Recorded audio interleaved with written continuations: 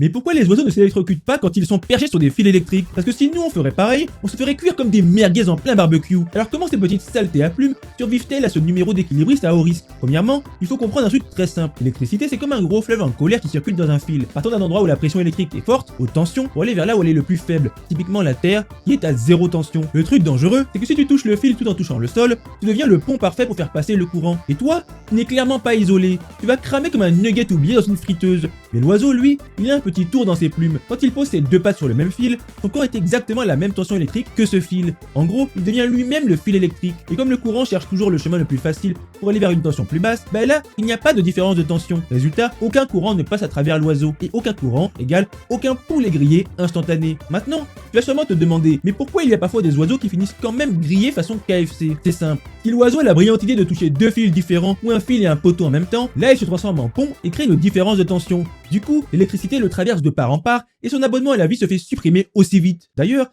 c'est pour ça que les fils électriques sont espacés entre eux, pour empêcher ces petits fous à plumes ou des imbéciles humains de toucher deux fils en même temps. Toi humain, dès que tu touches un fil, tu touches aussi souvent le sol, donc tu as 100% de chance de finir dans l'au-delà plus tôt que prévu. Les professionnels qui bossent sur ces fils, eux, ont tout un attirail pour ne pas finir rôti, bottes spéciales, gants en caoutchouc et surtout un respect absolu des règles de sécurité. Allez, clique sur la prochaine vidéo.